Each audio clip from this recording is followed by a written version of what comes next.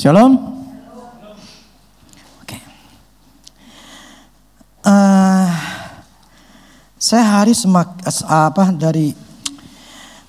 semakin hari ini saya makin ngerti. Sehingga saya jadi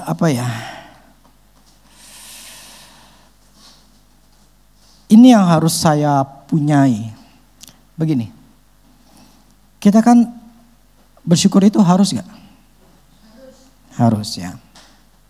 Menyembah Tuhan itu sebuah keharusan juga gak? Apa itu cukup?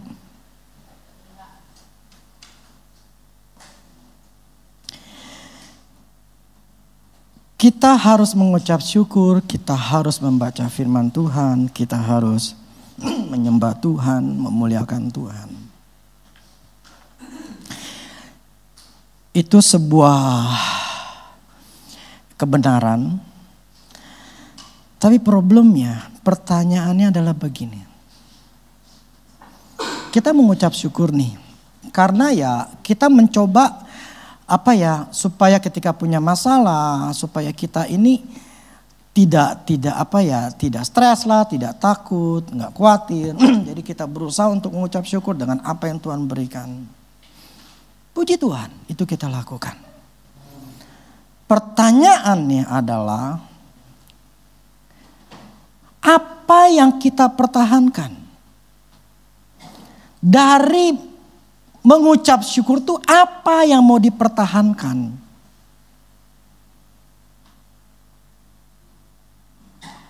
Ada enggak benih firman? Jadi gini, ucap syukur itu jadi seperti lapisan luarnya. Tapi bagian dalamnya, alasan kenapa kita ngucap syukur, alasannya apa yang ada di dalam kita? Untuk mempertahankan apa?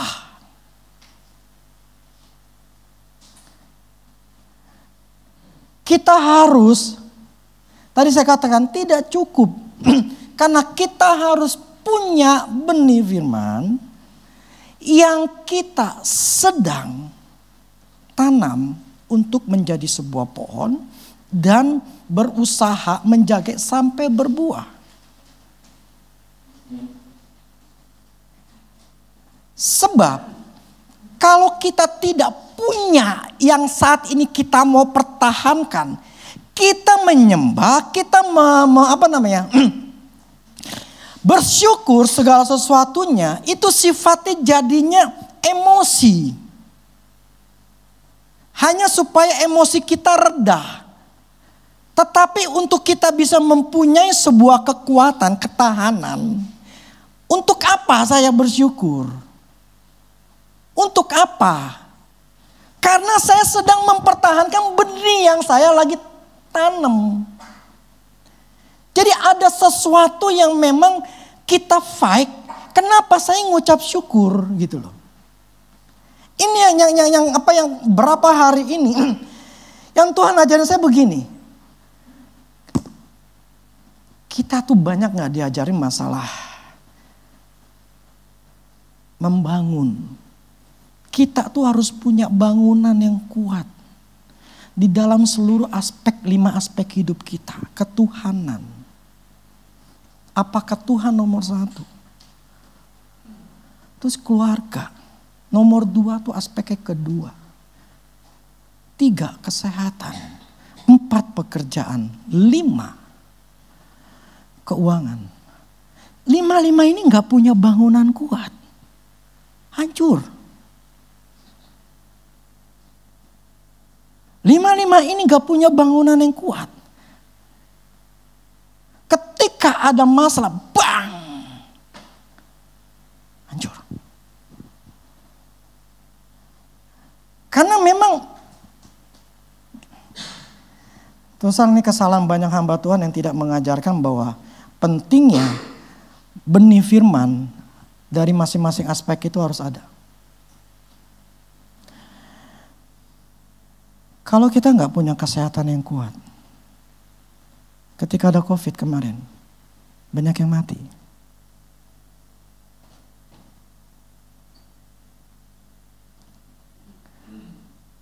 Saya kasih contoh lah.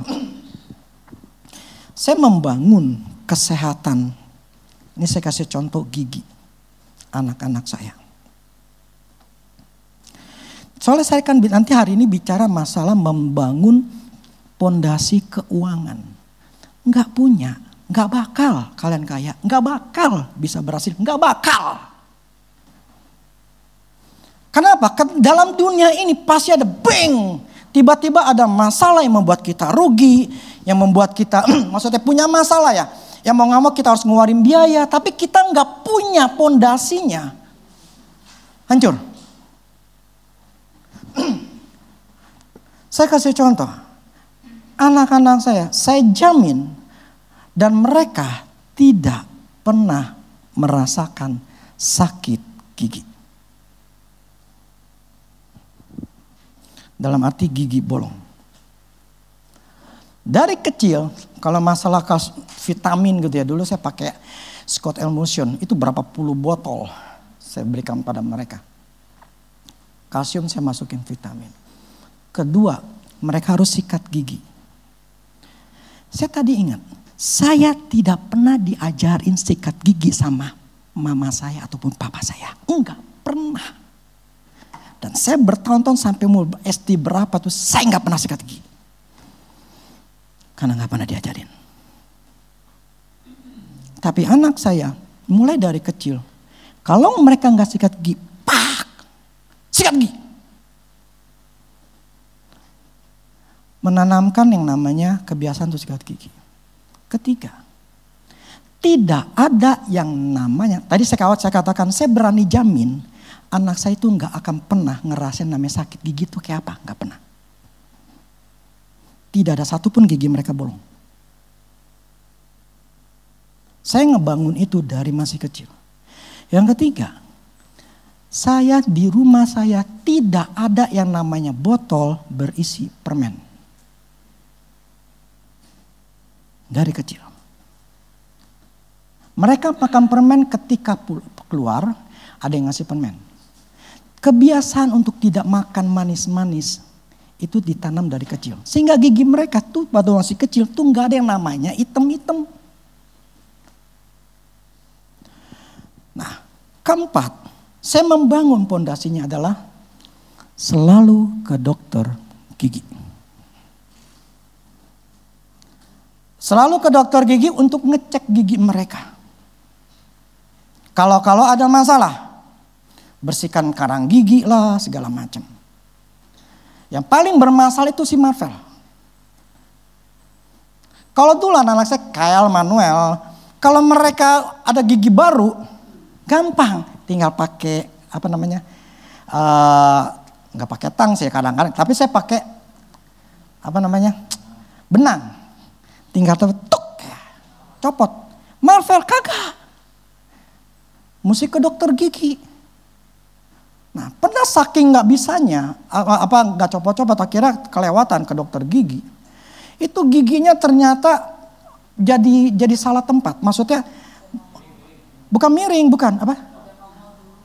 Jadi yang dalamnya, yang lamanya nggak keluar, yang susunya, tapi yang nggak copot gitu ya. Yang barunya udah keluar nongol gitu loh. Akhirnya giginya itu jadi arahnya tuh nggak bagus gitu loh. Nah, pas kita tahu begitu cabut. Nah, kemudian ini Pak mau dipakai bracket, tapi dokter bilang bagusnya nggak mata duitan. Kita coba aja untuk di jumping ya. Apa dia pakai apa namanya itu? Di stick inilah stick es krim supaya dia dimajuin gitu loh. Karena dia masuk ke dalam. Nah, akhirnya berhasil. Gitu. Ke dokter gigi. Jadi saya berani jamin dan anak saya nggak namanya giginya bolong. Waktu itu si Kyle nggak bolong. Dia bilang struktur giginya itu ada yang jeglok agak dalam. Setelah kita tahu dokter bilang gitu tambal. Karena kita nggak mau itu nanti jadi apa-apa karena tipis. Dia bilang mesti ditambal, diratain, tambal. Jadi anak saya bangun giginya dengan baik. Jadi saya yakin sampai tua pun mereka nggak akan namanya kena bolong. Sakit gigi, aduh sakit gigi. Enggak. Saya ngomong begini, kalau kita nggak pernah nanam sebuah benih yang kita jaga, yang kita persiapkan pondasi, nanti satu hari ketika ada masalah, misalnya si Marvel, anak-anak saya makan yang keras-keras lah, yang makan manis-manis kah, yang makan apapun juga, enggak akan ngerusak gigi mereka. Jadi saya tuh lagi berapa hari tuh saya lagi mikirin masalah ini. Kalau saya enggak punya pondasi,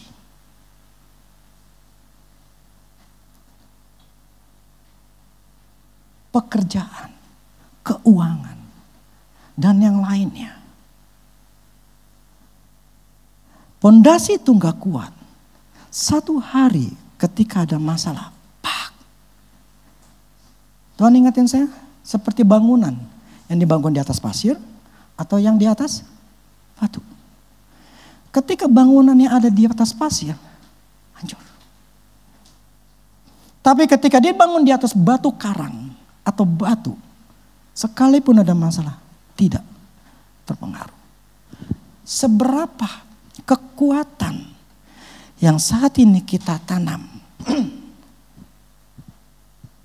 itu akan mempengaruhi nantinya, kuat atau tidak.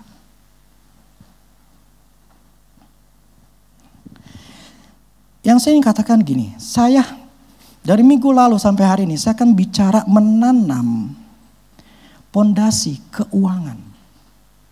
Sebuah firman yang harus kita tanam, yang benar-benar sampai berakar kuat atau menjadi bangunan yang kokoh, yang sehingga ketika ada masalah, bahkan ada masalah sekalipun, kita tidak tergoyahkan.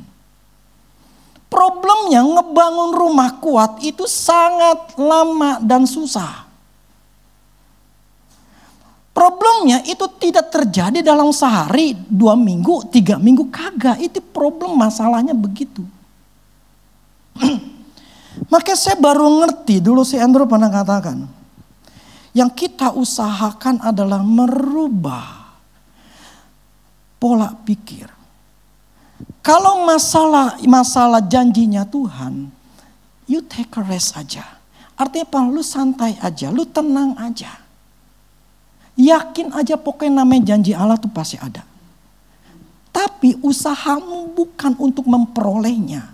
Usahamu adalah bagaimana engkau merubah pola pikir ini untuk mempunyai sebuah pondasi yang kuat. Sehingga akibat pondasi yang kuat, apapun kita nggak akan takut. Maka si pondasi yang kuat itu yang selalu saya katakan 12 tahun yang perempuan pendaraan, dia punya pondasi yang kuat apa? Dia menyatakan bahwa dia satu punya keyakinan. Gue pegang, gue sembuh.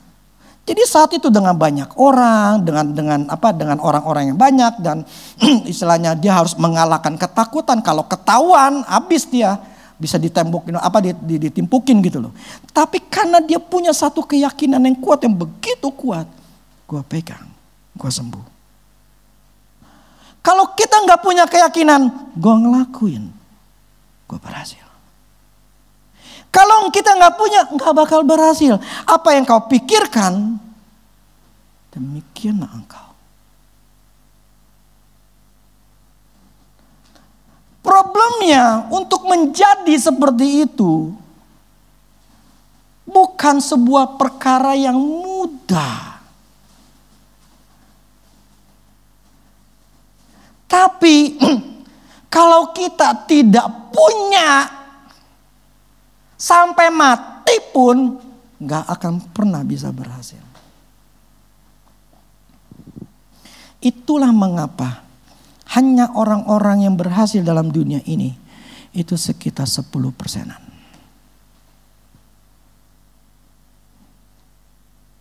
Fokus orang itu ke duit, bukan membangun diri.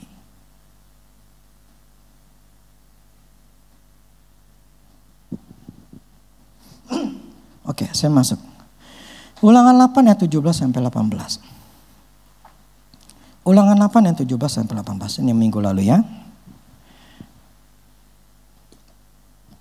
Maka janganlah kau katakan dalam hatimu, kekuasaanku dan kekuatan tangankulah yang membuat aku memperoleh kekayaan ini.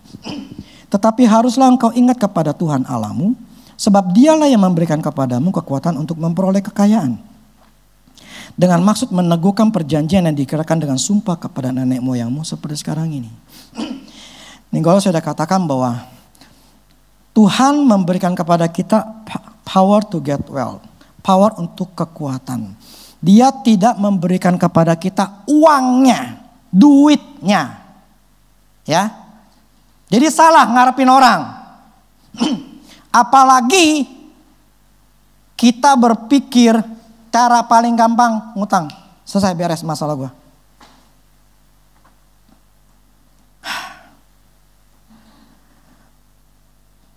Cuman lapisan luar.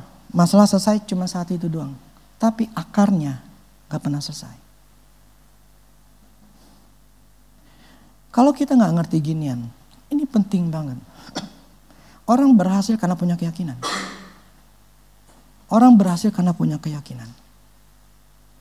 Gak akan pernah bisa berhasil tanpa keyakinan.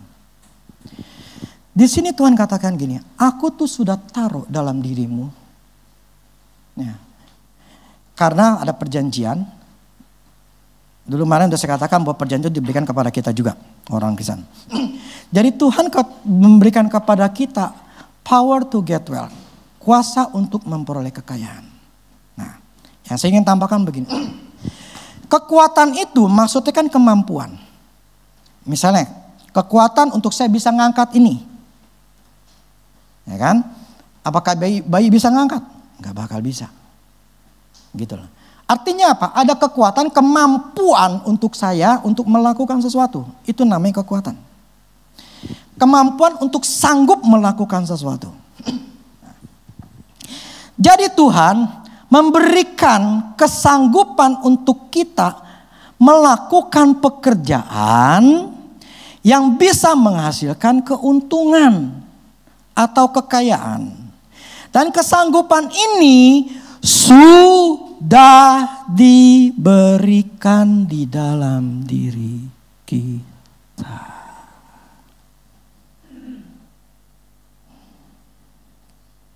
Tinggal kita sadar enggak bahwa kemampuan itu sudah ditaruh dalam diri kita.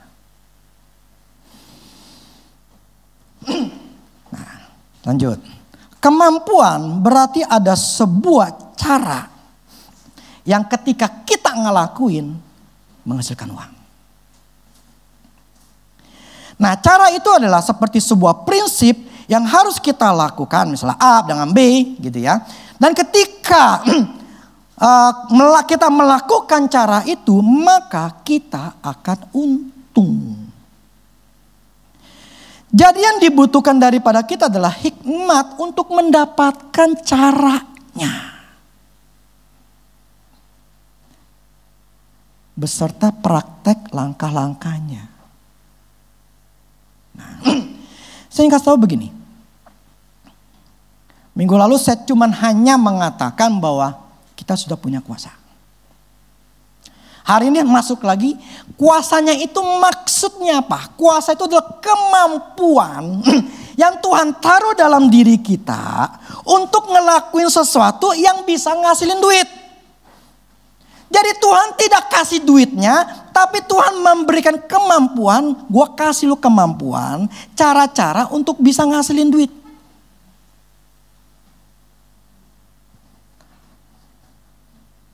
Nangkap? Nah, supaya kita ngerti, kalau kita nggak punya pondasi begini, dan kita tidak berusaha mempunyai keyakinan seperti ini, dan kita berusaha untuk bisa mendapatkannya, keyakinan 100% ini, kita nggak akan bisa berhasil.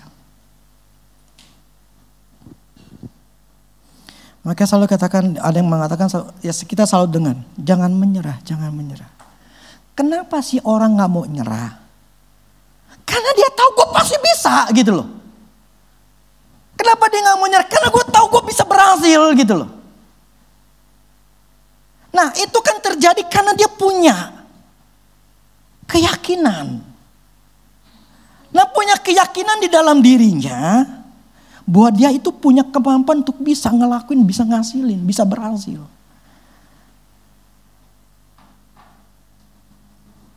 Nah. Terus ayat yang lain lagi. Yesaya 48 ayat 17. Yesaya 48 ayat 17. Beginilah firman Tuhan penebusmu yang maha kudus Allah Israel. Akulah Tuhan Allahmu yang mengajar engkau tentang apa yang memberi faedah dan yang menuntun engkau di jalan yang harus kau tempuh. Ini dulu sering saya ngomongin. Oke, dalam New King James saya ngomongnya begini. Terjemahan New King James. Thus says the Lord, your Redeemer, the Holy One of Israel. I am the Lord your God, who teaches you to profit, who leads you by the way you should go. I am the Lord yang ngajarin kamu untuk profit, untuk untung. Jadi gini, tadi Tuhan katakan gini, aku memberikan kamu cara-caranya. Nah di sini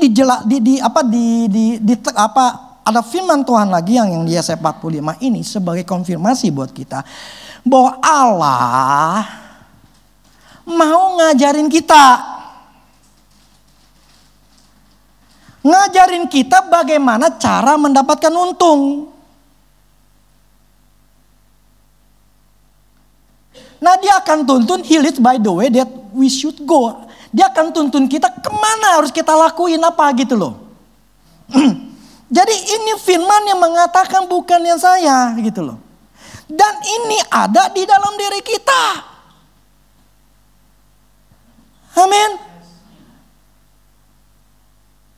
Nah problemnya keyakinan ini punya gak 100%. Kenapa fakta di depan kita ini kita lagi susah.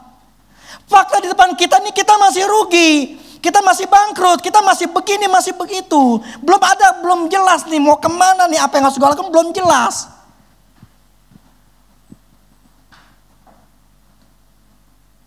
Terus gimana dong? Nah itulah yang saya katakan di awal.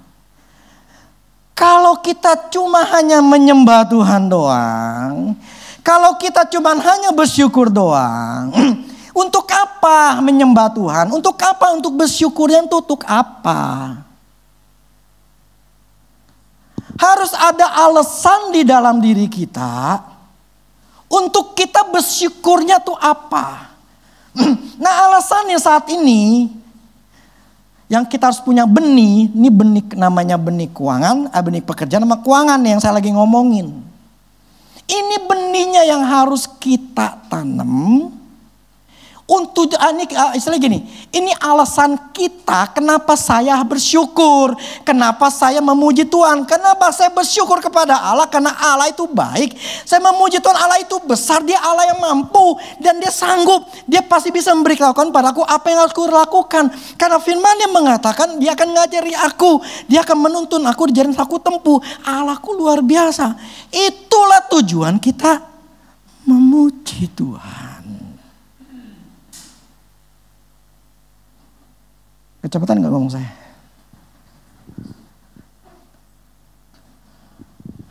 Inilah yang Tuhan ajarin sama saya.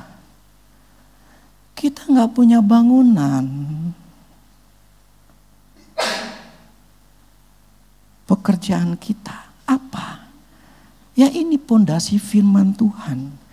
Yang mengatakan kuasa itu dalam diri kita. Dan kuasa itu adalah kemampuan untuk melakukan sesuatu, untuk bisa ngasilin duit. Dan kemampuan itu kata Tuhan katakan, aku ajarin. Yakin gak Tuhan ajarin?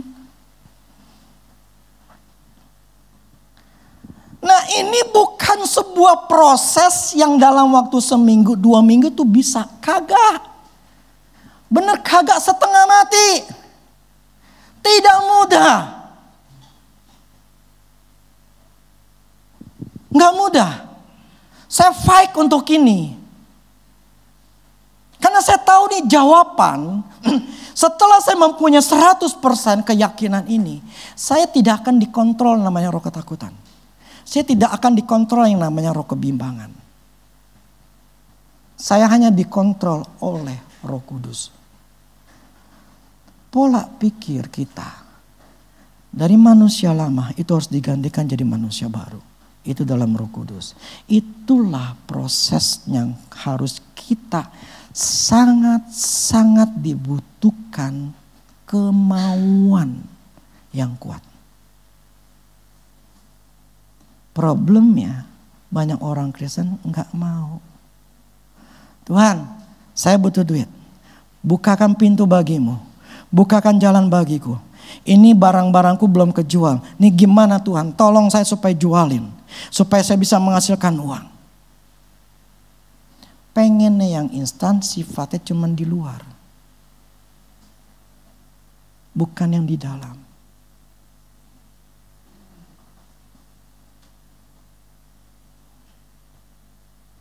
Pengennya cepat jadi.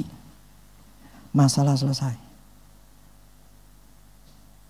Makanya saya baru ngerti dulu sekitar tahun 2006 atau 2005-2006. Ketika Tuhan ngomong sama saya, aku sedang membentuk engkau untuk mempunyai akar yang kuat. Saat itu saya tidak melihat, ya saya katakan, saya tidak melihat duit saat itu. Saya tidak melihat pertolongan, maksudnya Tuhan bukain pintu berkat saya tidak lihat. Tapi Tuhan membentuk saya supaya saya tidak lihat, perhatikan yang untuk saya tidak fokus kepada uang. Fokusnya adalah merubah otak ini.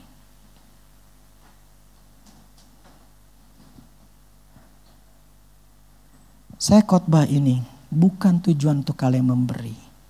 Karena banyak orang ketika khotbah masalah keuangan jadinya pada tadi suruh ngasih lagi.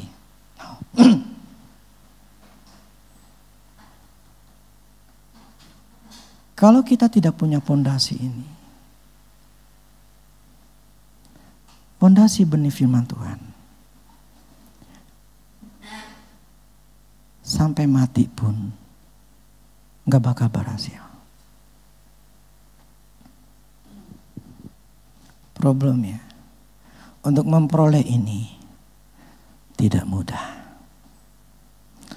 Hanya orang-orang yang fokus, orang-orang yang berjuang, yang mementingkan ini baru bisa. Jadi bukan lapisan luarnya, tapi bagian akar dalamnya yang harus diberesin. Gimana? Tetap patokan firman Tuhan. Bagaimana orang itu menilai dirinya, demikianlah ia. Kalau kita belum menilai diri kita, ya kita yang nilai nih, gue bisa. Belum ada kata bisa. Di luar gak bakal bisa. Oh enggak begitu. Berarti kalau nyalahin firman Tuhan gagal. Firman Tuhan tetap ngomong seperti itu. Bagaimana kau menilai dirimu, demikianlah engkau. Kalau engkau menilai dirimu berhasil, bisa, maka engkau berhasil, bisa. Maka saya katakan gini, ngebangun sebuah rumah, pondasi. Pondasi kan rumah kan tergantung rumah mau bangun berapa lantai. Ini kan, ini kalau bicara yang benar nih ya, lantai 1, lantai 2 pakai batu nih ya. Pondasi untuk lantai 1 berbeda dengan pondasi lantai 3. Demikian seterusnya mau sampai ke apartemen 50 dengan pondasi apartemen yang cuma 20. Beda. Artinya apa? Kalau kita mau ngebangun sebuah kerjaan, tinggal kita tuh mau bangunnya mau berapa lantai. Kalau kita ingin membangun yang namanya 100 lantai, berarti otak kita, skill kita harus lebih pintar. Saya nggak mungkin berani ngebangun 10 lantai, nggak mungkin, saya nggak berani. Saya paling berani 3 lantai kalau saya mau bangun. Kenapa? Otak saya nggak nyampe, skill saya nggak nyampe. Nah kalau saya mau bangun sampai 50 lantai, berarti saya harus belajar lagi. Kalau kita mau menjadi manajer, kepala cabang atau apapun juga, sekarang baru sales, mau nyampe ke sana, punya ilmu enggak? Punya skill enggak? Ya kalau enggak punya, pengen ke sana, ya belajar.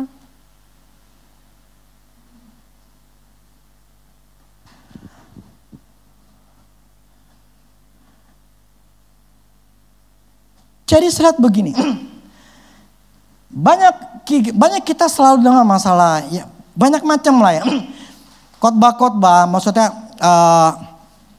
firman Tuhan memang itu bagus. Tetapi makanya Tuhan katakan begini, kerajaan Allah itu seperti menanam benih. Artinya apa? Cara kerja kerajaan Allah adalah seperti menanam benih. Jadi apapun dalam hidup kita, kalau enggak punya benih yang kita tanam, kita bangun, kita enggak punya, ya jangan ngarepin dapat buah. Makanya tadi saya ngomong, saya berani anak-anak saya enggak bakal namanya sakit gigi. Lah yang saya tahu kok, saya dari awal kayak gimana, tadi saya bilang ada 4 step yang saya lakuin.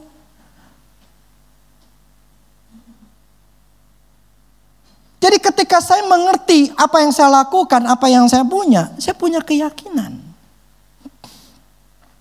Nah ini yang Tuhan ngomong sama saya, engkau harus punya keyakinan 100%. Dan kau harus membangun ini, ya.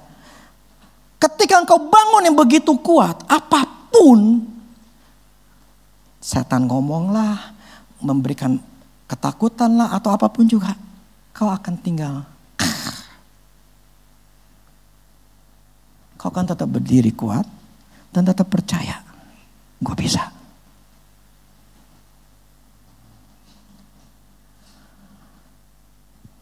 Tapi sekali lagi,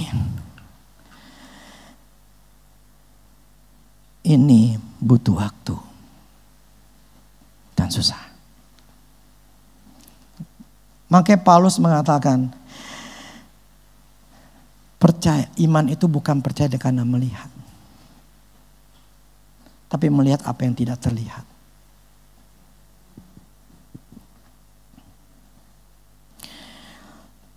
Kita harus punya keyakinan. Pertama, Tuhan sudah kasih kuasa. Amin. Yang kedua, Tuhan akan ajarin saya untuk bisa ngasilin keuangan. Kalau sekarang belum, omongin terus, renungin terus. Jangan nuntut, kok Tuhan belum itu? Gak perlu, otak kita ini loh yang harus dibenerin dulu. Ini otak benar otomatis terjadi. Otomatis. SOP-nya Tuhan adalah yakin 100%. Ya. Sekali lagi, saya ngomong 12 tahun pendarahan tuh, Tuhan gini loh. Itu Tuhan aja gak doain dia. Tuhan aja nggak doain dia. Dan orang ini, perempuan ini pun nggak minta didoain. Satu yang sebagai punya kuasa aja nggak doain.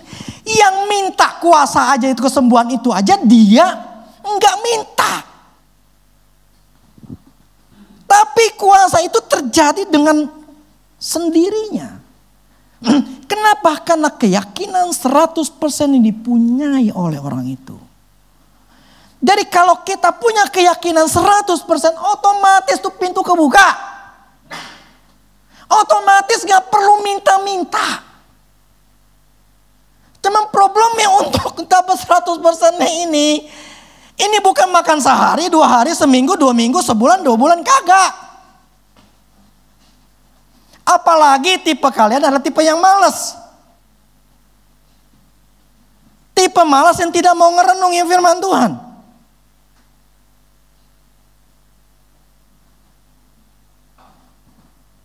Setahun aja belum tentu. Kita dari dulu, mungkin dari kecil kita ada diajarin tuh bagaimana menjadi seorang pengemis di hadapan Tuhan. Selalu minta terus. Tapi tidak pernah berpikir bahwa gue punya gak iman. Gue punya gak benih firman. Gue punya gak keyakinan. Kenapa? Karena pendetanya nggak punya pengertian begini dan nggak punya yang namanya pengalaman.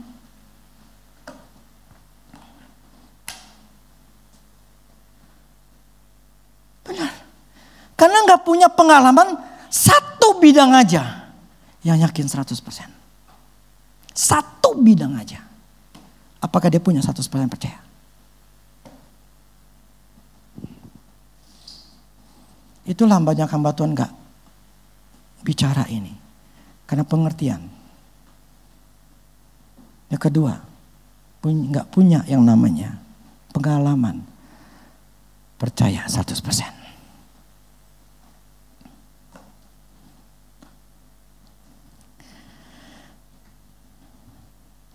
Walaupun saya pernah ngalamin dan tidak sempurna apa yang saya dapatkan.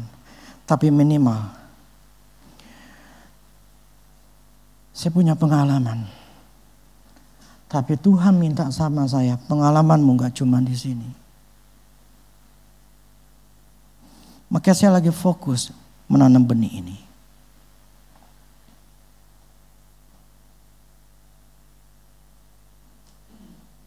Fokus kepada satu hal. Fight di situ. Masing-masing orang berbeda apa yang jadi masalahnya, apa yang ini. Sebab kalau kita gak punya benih itu, kau belum lihat benih bahwa Tuhan itu ngajarin kau. Bahwa Tuhan itu memberikan namanya cara jalannya. Kalau kita tidak punya keyakinan 100%. Ketika engkau beli barang, Tuhan laku enggak ya? Bisa enggak ya Tuhan ya? Lama enggak lakunya ya? Atau kita melakukan sesuatu. Tuhan, tolong ya bantu saya supaya kejual. Tuhan, jadi seperti itu gitu loh.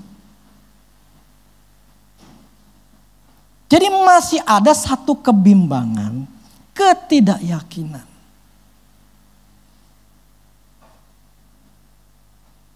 Tapi kalau orang yang sudah yakin, gue yakin gue nih kejual.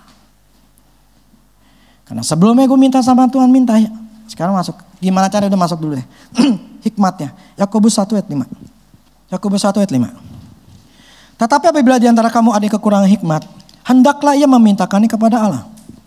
Yang memberikan kepada semua orang dengan murah hati dan dengan tidak membangkit-bangkit. Maka hal itu kan diberikan kepadanya.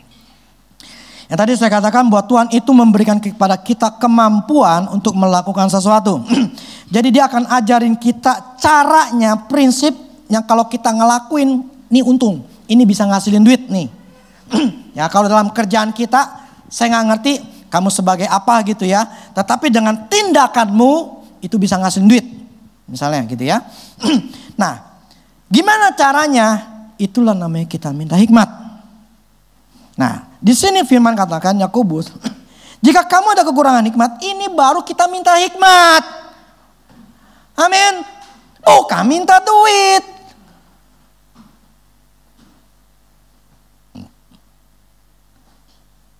Minta hikmat bagaimana cara dapetin ngasilin duit.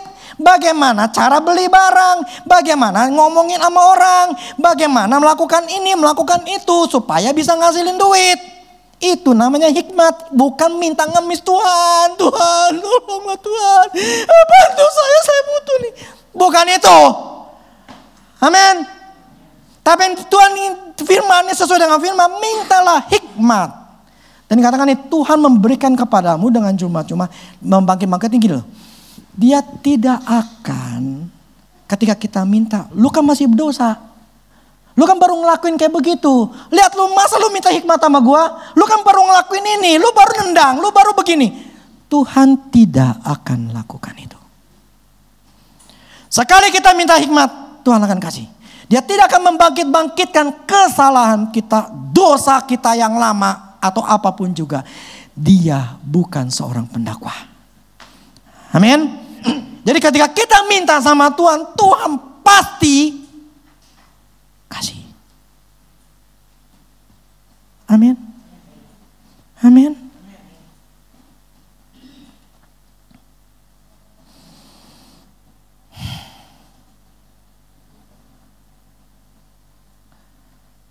Sekarang kebuka pikiranmu. Dalam hidup ini, kita ini sedang ngebangun rumah. Untuk masa tua kita, bangunan rumah kita apa? Kesehatan. Kita ngebangun, ya berarti masih muda, di umur 30-40, kita nih ngebangun apa? Waktu umur 60 tuh seperti apa nanti kita, jadi penyakitan lah atau menjadi stroke lah atau apa, itu tergantung kita bangun sekarang.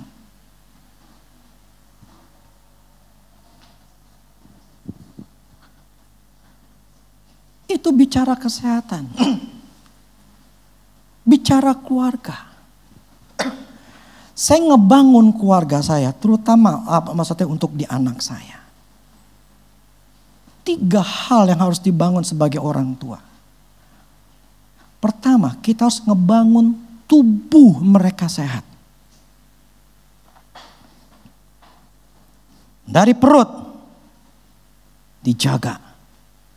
Vitamin, istilahnya maknya yang lagi mengandung, dia harus berpikir gak boleh stres, damai, tenang.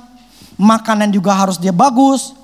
Untuk ngebangun anak yang ada dalam perut. Setelah dia lahir, kita harus ngebangun kesehatan mereka. Dikasih vitamin segala macam. Ya tadi saya katakan seperti pola untuk sikat giginya. Seperti itu ngebangun. Jadi saya berusaha, gini loh, saya gak ada yang ngajarin. Lah orang tua saya gak pernah, ini saya... berarti saya harus punya otak mana yang benar, mana yang bagus. Betul nggak? Buku-buku banyak. Dulu zamannya buku, bukannya Google. Dulu saya baca buku. Bagaimana cara merawat anak. Bagaimana bla bla segala macam. Akhirnya saya bisa dapat pengertian. Akhirnya saya lakuin. Jadi saya ngebangun kesehatan di anak saya. Karena prinsipnya begini. Salah kita ngebangun atau salah didik anak. Susah? Di hari tua. Itu prinsip nomor 1 yang saya punya. Kalau anak saya penyakitan saya tidak jaga. Dulu pernah ada yang 1 orang di sini. Baru anak sekitar berapa ya? Mungkin 1 SD atau 2 SD. Sudah penyakit mah. Bayangin, anak SD udah sakit mah. Artinya apa? Itu orang tua enggak jagain pola hidup yang benar. Akhirnya punya penyakit mah. Jadi ngebangun kesehatan untuk anak supaya tuh anak sehat sampai tua. Jadi pola sehatnya itu ditanam dari masih kecil. Sampai dia tua, dia akan hidupnya tenang, tidak penyakitan. Dulu saya pertama kali punya Mikael waktu itu.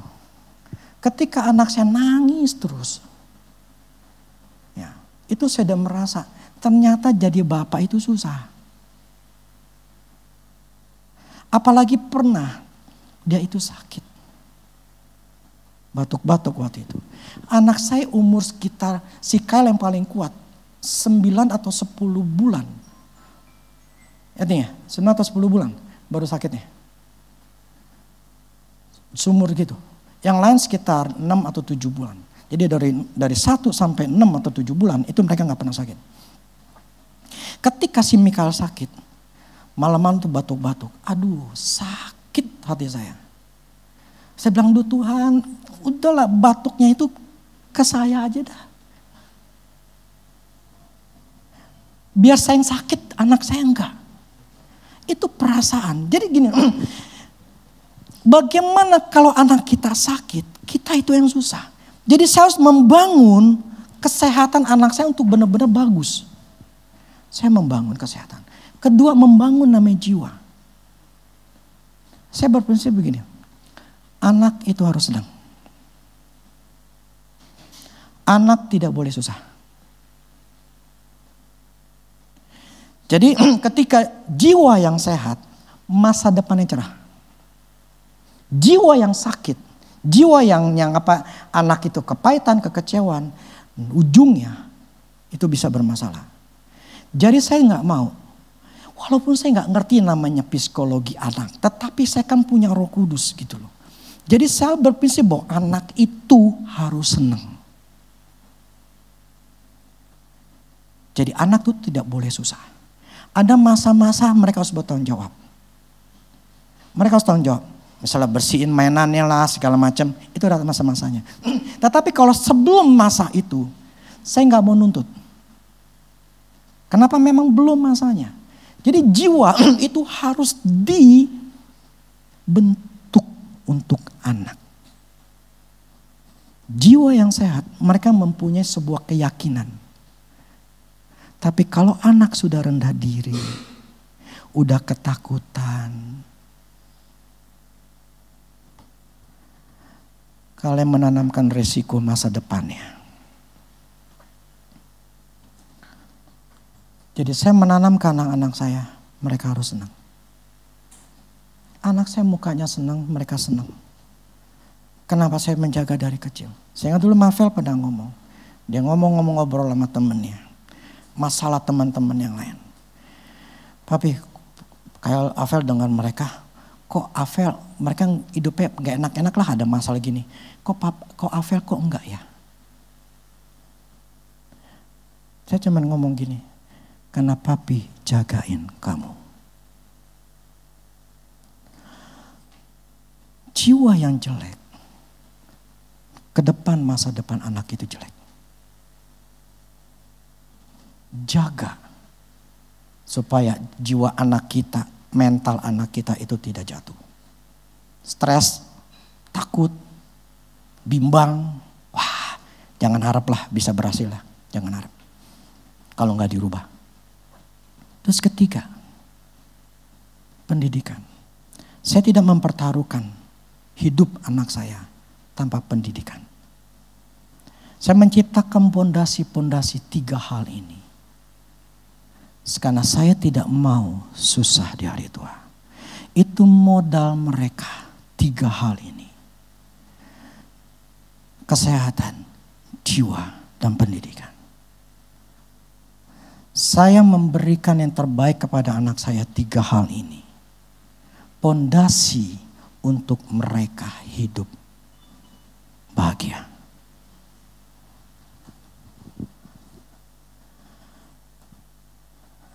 Sekali lagi, saya awal katakan, pondasi rumah kita jelek.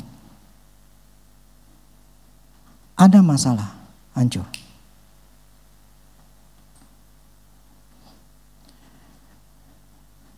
Kita harus punya pondasi yang luar biasa kuatnya. Sehingga saya dengan yakin anak saya pasti berhasil. Karena 3-tiganya ini saya sudah buat untuk mereka.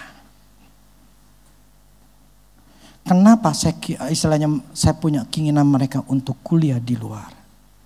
Walaupun dulu saya miskin. Saya ingin menambah chance. Tahu chance? Kesempatan. Untuk hidup mereka lebih baik. Menambah persentase keberhasilan. Walaupun saya tahu Keberhasilan bukan di nomor 1 di pendidikan. Saya tahu sekali. Makanya saya bangun 3. Bukan cuma pendidikan doang. 3 yang saya bangun. Kesehatan, jiwa, dan pendidikan. 3 ini saya bangun dengan fondasi yang kuat. Jadi saya nggak akan takut nanti waktu saya hari tua. Anak saya masih susah. Anak saya belum ada kerjaan. Anak saya belum bisa makan.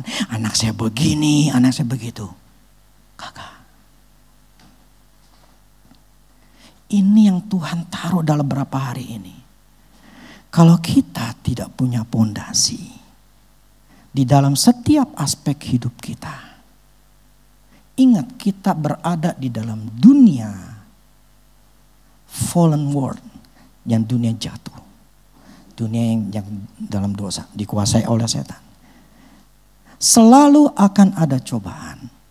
Selalu akan ada namanya serangan dari setan. Selalu yang namanya hujan itu ada. Selalu. Tapi mau ada hujan kek, mau ada lagi COVID kek, tetap gue punya duit. Mau gimana kek, dunia kayak gimana kek, ekonomi hancur lah atau apa, gue gak pikirin. Gue tahu firman Allah katakan, gue pasti berhasil.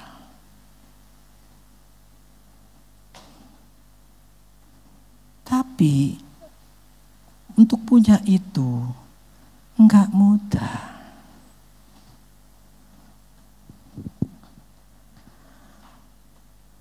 Perusahaan-perusahaan yang gede, sekalipun COVID lagi bermasalah, ekonomi berantakan, tapi perusahaan yang besar, perusahaan yang punya pondasi yang kuat, mau apapun yang terjadi, mereka enggak bangkrut. Jadi kalau kita punya pondasi yang kuat, apapun yang terjadi nggak bakal susah, nggak bakal gue punya nggak punya duit, gue pasti punya duit. Nggak nggak. Kalau kita nggak punya pikiran kayak begini, bahwa kita harus mengusahakan pondasi rumah, pekerjaan kita, uang kita, anak kita, keluarga kita, kesehatan kita, pergaulan kita dengan Tuhan, nggak punya pondasi yang kuat, hancur. Itulah kenapa kita butuh firman. Itulah kenapa kita harus merenungkan firman Tuhan. Supaya kita punya kepercayaan 100%. Apapun yang terjadi, gue percaya Tuhan mengajari aku untuk menghasilkan keuntungan. Titik. Amin. Nah, fokus kalau kita gini loh. Walaupun yang nomor aspek hidup yang nomor terakhir 4 sama 5 keuangan, tapi uang itu adalah yang paling banyak masalah. Padahal itu yang terakhir. Tetapi di seluruh dunia selalu diributin duit. Mayoritas diributin duit. Makanya yang orang miskin atau orang menengah ke bawah, ya 80-90% orang-orang kaya sedikit. Di India itu mayoritas itu miskin, tetapi ada orang yang paling kaya nomor keberapa gitu ya, itu di India. Bahkan orang-orang pinter itu banyak keluarnya dari pokoknya keturunan India. Oke. Jadi segini.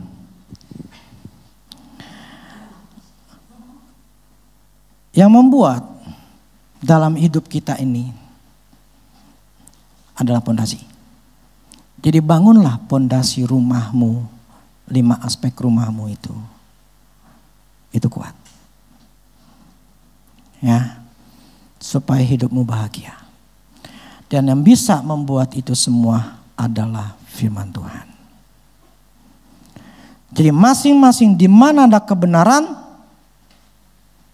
Siapa yang kerja? Tuhan yang kerja. Jadi setan tidak akan bisa kerja. Jadi bangunlah pondasi rumahmu. Yang hari ini saya ajarkan masalah pondasi rumah kita adalah rumah kekayaan atau rumah pekerjaan dan keuangan. Ini harus kita bangun. Nah, cara ngebangunnya adalah pondasinya adalah diawali adalah firman Tuhan bahwa Allah sudah memberi kita kuasa untuk memperoleh kekayaan, dan kuasa itu artinya kemampuan untuk melakukan sesuatu yang menghasilkan keuangan. Terus kedua, Allah yang akan ajari kita apa yang memberikan keuntungan atau profit. Nah, dia pasti ajarin. Nah, kemudian satu hal lagi. Ini terngiang-ngiang dalam diri saya. Ini firman. Ada firman lagi yang lain begini. Tuhan tidak pernah berbohong.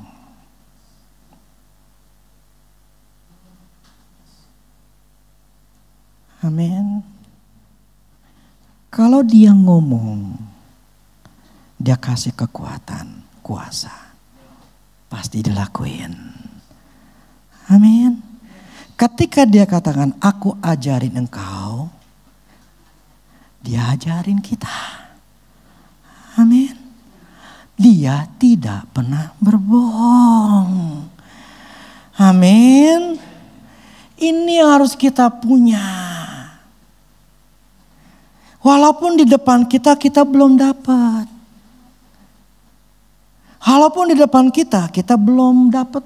Yang penting Tuhan gak bohong. Dia ngomong, dia ajarin, dia pasti ajarin caranya. Dengan begitu, oke, setan gak akan pernah diam.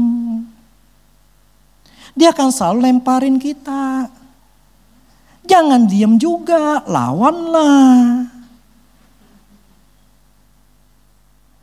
Kita fight lagi ketika setan ngelemparin kita dengan ketakutan, dengan kebingungan. Lempar lagi, ngomong.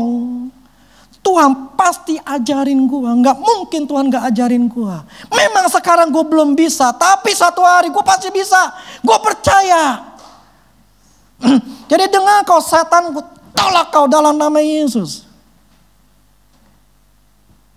Itulah yang harus kita lakukan. Sampai kita mempunyai 100% percaya. Pintu terbuka dengan sendirinya. Otomatis datang. Jadi fokusnya bukan menjadi seorang pengemis. Minta-minta tiap hari Tuhan berkati dagangan saya. Berkati kerjaan saya. Enggak gitu lagi. Yang kita lakukan sekarang merenungkan firman Tuhan. Fokusnya bagaimana ini gue punya 100% percaya keyakinan Tuhan tolong saya. Tuhan bukain jalan saya. Tuhan tuntun saya. Tuhan ajarin saya waktu saya beli. Waktu saya kerja. Apapun juga. Itu ya harus sampai 100%. Amin. Kita sama-sama belajar. Amin. Saya tidak mengatakan bahwa saya sudah melakukannya dengan sempurna. Tapi benar. Karena saya punya pengalaman sendiri maksudnya dalam peperangan. Saya tentu yakin. 100% yakin. Tidak mungkin setan bisa mengalahkan saya. Karena saya keyakinan di firman Tuhan. Dan bahkan firman katakan tidak ada satu pun yang bisa mencelakakanmu. Jadi karena saya punya keyakinan 100%, setan gak mungkin nyentuh saya. Gak bakal. Gak bakal. Gue dikalahin sama setan, gak mungkin setan bisa ngalahin gue. Gak mungkin, gak mungkin.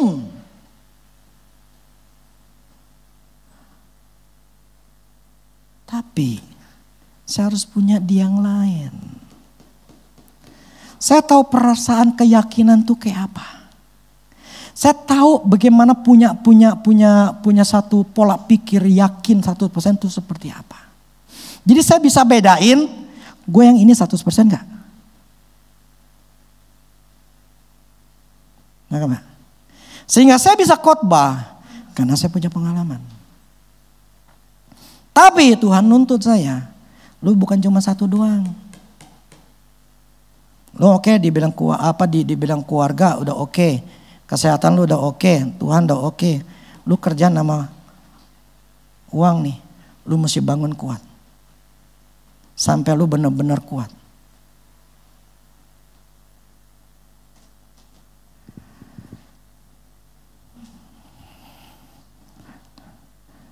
Kita harus punya. Amin. Oke, terus terang aja, saya untuk masalah kesembuhan, saya akui. Saya belum 100%. Saya akui. Tapi saya menjaga diri saya sendiri. Kenapa? Saya lagi fokus ke satu ini. Saya nggak bisa fokus kedua. Saya nggak bisa. Karena ada satu hal yang harus saya fokusin. Otak saya tuh nggak bisa dua kerjaan. Saya nggak punya kemampuan itu. Sorry aja. Karena memang saya nggak punya kemampuan itu. Jadi saya lebih baik satu fokus. Kayak teman saya, kalian pernah tahu gak sih ketika ada orang yang bisa nulis terbalik?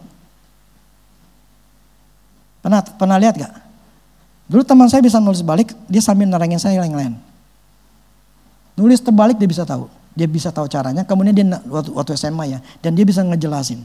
Dia bisa punya dua pikiran. Maksudnya dia bisa membedakan satu di sini, dia satu di sini. Orang yang pintar. Sekarang dia kerja di Amerika. Orangnya pintar. Saya nggak punya kemampuan kayak gitu. Fokus dalam satu hal.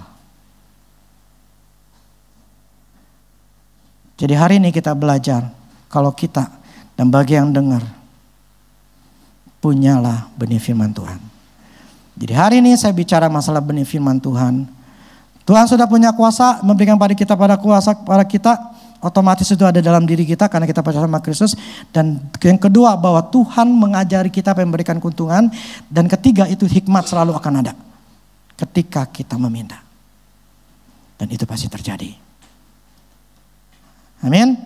Karena Allah tidak pernah berbohong. Allah tidak pernah berbohong. Amin. Jadi ini sebetulnya buat keuangan atau buat yang hal lain sebetulnya sama aja, tinggal masing-masing firmannya aja ada. Karena prinsipnya ngebangun. Buat fokus di sini. Supaya kita berhasil.